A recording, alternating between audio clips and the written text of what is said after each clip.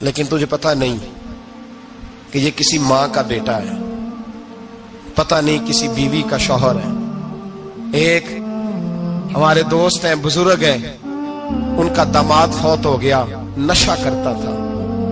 تو میں تعزیت کرنے ان کے گھر پہنچا تو کھڑے ہو گئے ہاتھ باندھ کے، کہنے لگے حضرت صاحب باقی ساریاں گلاں چھڑ دیو، صرف نشے تے تقریر کریا کرو۔ وہ جب جیتا تھا تو تب بھی اس کے بچے یتیم ہی تھے، یتیم ہی تھے۔ میری بیٹی جب میرے گھر آتی تھی اور میں اپنے پوتوں کے اترے کپڑے اسے پہننے کو دیتا تھا تو میرا کلیجہ پھٹتا تھا۔ اور میری بیٹی اس کی زندگی میں بھی بیوہ کی زندگی گزار رہی تھی، وہ میری بہوؤں کے اترے ہوئے کپڑے پہنتی تھی۔ کوئی دعا کرو، کوئی جلسے کرو، یہ لت ختم ہو جائے۔ اور کہنے لگا اب میرے وہ چلا تو گیا ہے، دادا دادی اس کے پہلے کوئی نہیں، چچا ہے کوئی نہیں، جب تک تو میں زندہ ہوں ان نواسوں کو کوئی روٹی کا لقمہ، کوئی کپڑا مل جائے گا۔ لیکن سوچتا ہوں میں بوڑھا ہوں، مر گیا تو ان کو کوئی پوچھے گا بھی نہیں، کون ان کی خبر۔ اتنا ظلم اس قوم سے، اتنی زیادتی، اور آرام سے لکھ کر لوگ گزر گئے کہ یہ 70 لاکھ ہے، ان کا درد تو سمجھو، تکلیف تو سمجھو۔ 7 فٹ کا سونا جوان اور نشے کا عادی ہے تو کسی نالی میں پڑا ہوا ہے۔ اور میں نے کہا اس قوم کے ساتھ اس سے بڑا بھیانک مذاق کیا ہوگا۔ کوئی دانشور تھا بڑا ظالم، اس ظالم سے کوئی مشورہ لینے آیا، اس نے آ کے کہا تو بڑا ظالم ہے، بڑے کڑوے مشورے دیتا ہے، میرا ایک دشمن ہے، میں اس سے بدلہ لینا چاہتا ہوں، میرا دل کرتا ہے اس کا بچہ قتل کر دوں تاکہ وہ تڑپے۔ تو ظالم نے کہا اسے قتل نہ کر، وہ تو اس کا باپ 2-4 مہینے رو کے چپ کر جائے گا، پھر میں سخت سزا دینا چاہتا ہوں، مشورہ دے۔ تو اس نے کہا اس کے بچے کو نشے پہ لگا دے، جس کا بچہ نشہ کرے گا وہ باپ روز مرے گا، روز جیے گا، وہ ماں روز مرے جیے گی، نشے پہ لگا دے۔ اس قوم کے ساتھ سب سے بڑا ظلم یہ ہوا کہ ملت کا جوان نشے پہ لگ گیا، ڈرگز پہ لگ گیا۔ اتنے تباہ حالات ہوئے کہ جوان چڑھتی جوانیاں، اماں نے کتاب دے کے بھیجا تھا، اور کالج سے واپس آئے تو نشے کے ٹیکے ہاتھوں میں پکڑے ہوئے، ٹیکے۔ اور آپ کے اس ملک کے اسلام آباد میں ایک دن میڈیا نے وہ خبر بھی وائرل کی اور وہ چیز بھی دکھائی لوگوں کو، 3 مہینے کا بچہ لے کے نشئی سڑک پہ آ گیا۔ اس نے کہا میرا نشہ ختم ہو گیا، میرا بچہ خرید لو، 2 پڑیاں دے دو۔ تو وہاں بیبیاں جو سن رہی تھی وہ بھی چیخے مار کے رو رہی تھی۔ یہ ظلم کیا اس قوم کے ساتھ، اور کرپشن کی لعنت نے اجازت دی سپلائی کرنے والوں کو کہ گلی گلی بیچے، گلی گلی۔ انہوں نے کچھ تھوڑا ظلم نہیں کیا ان حکمرانوں نے، اور ہماری اپوزیشن اس کو نہ صرف اتنا پتا ہے کہ یہ جائیں اور ہم آئیں، اس سے زیادہ کوئی غرض نہیں۔ بھائی کرپشن کے خلاف نکلے ہو تم، نشے کے خلاف کس دن نکلو گے؟ جوئے کے خلاف کس دن؟ قوم تو مر رہی ہے نشے سے، اس کے خلاف میدان میں کب آؤ گے؟ صرف اتنا ہے کہ یہ جائیں اور ہماری باری آئے، اس سے زیادہ کچھ نہیں۔ جتنے مجرم وہ ہیں اتنے ہی تم بنتے جا رہے ہو، اس لیے کہ اصل بات پر نہ وہ آتے ہیں اور نہ اصل بات پر یہ آتے ہیں۔ بھائیو، میرے نبی پاک صلی اللہ تعالی علیہ وسلم۔ اور ایک اور تماشا ہے، یہ میرے پہ اللہ کا یہ احسان رہا، اس لیے نہیں کہ میں پرہیزگار آدمی ہوں، نیک ہوں، اس لیے نہیں، ویسے ہی اللہ بعض اوقات اسباب بناتا ہے، سبب بناتا ہے۔ مجھے نہ شراب کے رنگ کا پتہ ہے، نہ اس کی خوشبو کا پتہ ہے، نہ میں نے کبھی زندگی میں دیکھی ہے۔ یہ کرم ہے میرے حضرت صاحب کا، میں نے نہیں دیکھی، مجھے نہیں پتا کیسی ہوتی ہے، کچھ باتیں میں نے سنی ہے۔ ایک محفل میں بیٹھا تھا مجلس میں، تو ایک شخص نے کہا کھانسی نہیں جاتی بچے کی، دوسرا اس کو مشورہ دے رہا ہے، کھانسی نہیں جاتی، بڑی دوائی دیسی بھی فلاں بھی بڑی کھائی، مشورہ دیا اس کو کہ تو اس طرح کر، اس کو نا شراب کے 2-4 چمچے پلاؤ۔ کہتے ہیں جی اس کو نا یہ پلاؤ تو صحیح ہو جائے گی۔ تو میں نے پلٹ کے اس کی طرف دیکھا، میں نے کہا کوئی عقل کر، کیا مشورہ کر؟ مولانا میرا تجربہ ہے۔ میں نے کہا تیرا تجربہ افضل ہے یا رسول اللہ کا فرمان زیادہ افضل ہے؟ تیرا تجربہ افضل ہے۔ حضرت ام سلمہ رضی اللہ تعالیٰ عنہ کہتی ہے میں نے عرض کی یا رسول اللہ صلی اللہ علیہ وسلم میری بچی بڑی بیمار ہے، تو مجھے کسی نے کہا ہے یہ تھوڑی سی نشے والی چیز ہے، یہ بنا کے تیار کر کے دو، صحیح ہو جائے گی۔ بیمار ہے بچی تو یہ نشے والی چیز ہے، اس کو تیار کر کے دو، تھوڑا نشہ ہے۔ اگرچہ بعض، میں نے شروع میں کہا، بعض لوگ مریض کو، سخت مریض کو ایسی ادویات جو مجبوری بن جائے اس کی گنجائش اور اجازت دیتے ہیں. محتاط علماء تو اس میں بھی بہت ساری چیزیں پہلے بیان کرتے ہیں، لیکن اس نے کہا جی میرا نشہ دینا ہے شفا کے لیے. حضرت ام سلمہ کہتی ہے میرے نبی پاک نے میری طرف دیکھا، میری طرف.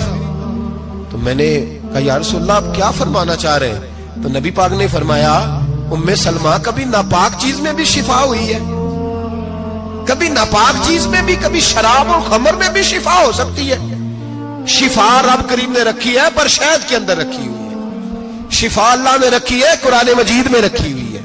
تو اس میں بھی کبھی یہ حضور نے بیان کیا ہے کہ اس کے اندر شفا ہو سکتی، تو امت کتنی دلیری کرتی ہے جو یہ مشورے دیتی ہے کہ اس کے اندر نشہ ہے، شراب ہے، تو کھانسی چلی جائے گی تو فلانی بیماری چلی جائے گی. نہ آؤ ان چیزوں پہ، نہ اپنے ایمان کو خرابی دو، اور نہ ایسی باتیں کرو جس سے کہ ڈائریکٹ رسول اللہ صلی اللہ علیہ وسلم کے واضح ارشادات کی مخالفت ہو. میرے نبی پاک صلی اللہ علیہ وسلم نے فرمایا. اور پھر کچھ لوگ کہتے ہیں تھوڑی پی ہے جی. اب تو میں تجزیے میں پڑھ رہا تھا کہ ایسی شراب ایجاد ہو گئی ہے، لوگ شراب پیتے ہیں اور وہ مست بھی رہتے ہیں، کار بھی چلاتے رہتے ہیں، کہتے ہیں جی نہیں ہمارا ذہن معاف نہیں ہوا تو یہ والی صحیح ہے، نشہ نہیں لاتی. میرے نبی پاک صلی اللہ علیہ وسلم نے فرمایا جس چیز کی تھوڑی مقدار، زیادہ مقدار حرام ہے اس چیز کی تھوڑی مقدار بھی حرام ہے. جس کی زیادہ مقدار حرام ہے اس کی تھوڑی بھی. تو خمر اور شراب اگر فل پینا جائز نہیں تو تھوڑی پینا بھی جائز، یہ حرام ہے اور حرام تھی اور قیامت تک حرام ہی رہے گی. میرے نبی پاک صلی اللہ علیہ وسلم نے منع کیا اور حضور نے اظہار ناپسندیدگی فرمایا. اور میں 40 دن تو عبادت ہی قبول نہیں ہوتی شراب پینے والے جب تک سچی توبہ نہ کرے. ایک دن صحابہ بیٹھے تھے سارے، حضرت ابو بکر صدیق بھی تھے، فاروق اعظم بھی تھے، عثمان غنی بھی تھے، ڈھیر ساری تعداد تھی صحابہ کی، سارے تشریف فرما تھے. حضرت عبداللہ ابن عمر رضی اللہ تعالیٰ عنہ حدیث کے راوی ہے اور مستدرک للحاکم کے اندر، ابن حبان کے اندر یہ روایت موجود ہے. فرماتے صحابہ نہ بات کر رہے تھے اور بات یہ کر رہے تھے کہ یار لوگوں کو گناہوں سے کیسے روکا جائے، لوگوں کو گناہوں سے گفتگو. صحابہ یہ کر رہے تھے، عبداللہ ابن عمر کہتے ہیں بیٹھے تھے اور یہ گفتگو کر رہے تھے کہ گناہوں سے پلاننگ جی ہوتی تھی. ان کی جو محفلیں ہوتی تھی نا بیٹھ کے، وہ خوش گپیاں نہیں ہوتی تھی بلکہ وہ تبلیغ کی، جد و جہد کی، لوگوں کو برائی سے منع کرنے کے لیے بیٹھتے تھے، اس پر منصوبہ بندی کرتے تھے، پلان کرتے تھے، آگے ترتیب دیتے تھے. گفتگو ہو رہی تھی تو اب آپس میں بات ہونے لگی کہ کون سا گناہ زیادہ برا ہے جس پر سب سے پہلے کام کیا جائے. تو دور ایک صحابی بیٹھے تھے، ان کا نام تھا عبداللہ ابن عمر. ایک عبداللہ بن عمر ہے اور ایک عبداللہ ابن عمر ہے. حضرت عبداللہ ابن عمر دور بیٹھے تھے، بڑے سمجھدار سیانے باریک بین آدمی تھے. تو حضرت عمر فاروق اپنے بیٹے سے کہنے لگے جا عبداللہ ابن عمر سے پوچھ کے آ کہ سب سے سخت گناہ کون سا ہے. توجہ ہے میرے بھائیوں، ادھر دیکھیے گا میری جانب، پوچھ کے آ کہ سخت گناہ کون سا ہے.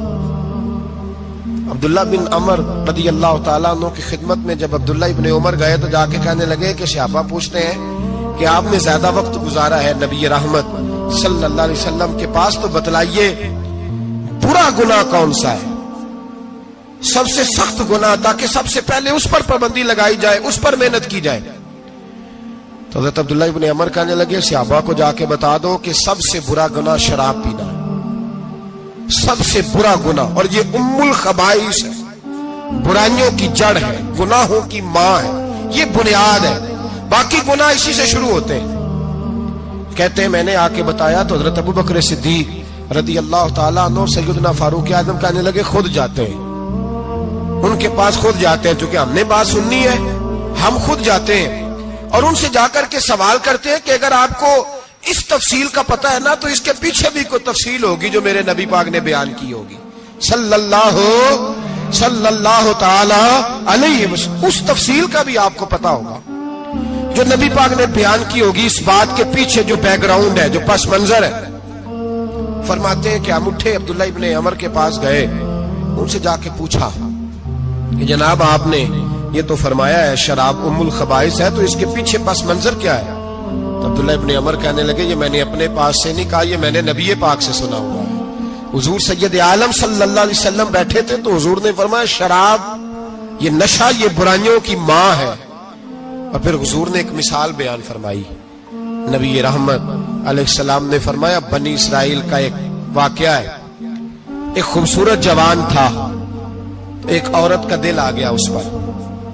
یہ یاد رکھ لیں, ہم لڑکوں کو منع کرتے رہتے ہیں لیکن ہمیں گھر کی بچیوں پر بھی توجہ دینی ہوگی, ہمیں ان کے فون پر بھی نگرانی کرنی ہوگی, ہمیں وہاں بھی غور کرنا ہوگا. اس لیے کہ اگر کوئی بچی گنجائش نہ دے تو میرا خیال ہے کہ لڑکا جرت کرنے کی طاقت نہیں رکھتا.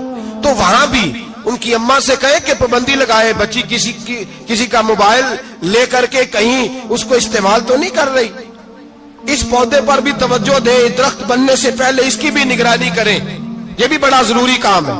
عورت کا دل آ گیا تو نبی پاک علیہ الصلوۃ والسلام فرماتے ہیں اس نے کوئی بہانہ لگایا, کسی کو کہا کہ اس نوجوان کو بلا کے لاؤ, اس کو کہو کہ ہم نے کوئی گواہی لینی ہے تجھ سے. وہ نوجوان آیا, ایک کمرے میں داخل ہوا تو اگلے کمرے میں لے گئے, وہاں داخل ہوا تو اس سے اگلے کمرے میں لے گئی, وہ داخل ہوا تو اسی طرح 7 مکفل کمروں میں لے گئی. میرے کریم رسول میرے محبوب پاک علیہ السلام فرماتے ہیں, صحابہ کو سمجھا رہے ہیں میٹھے لب و لہجے میں, فرماتے ہیں جب سب سے پچھلے کمرے میں لے گئی تو ایک لڑکا بندھا ہوا تھا وہاں رسیوں سے, شراب کا پیالہ پڑا ہوا تھا.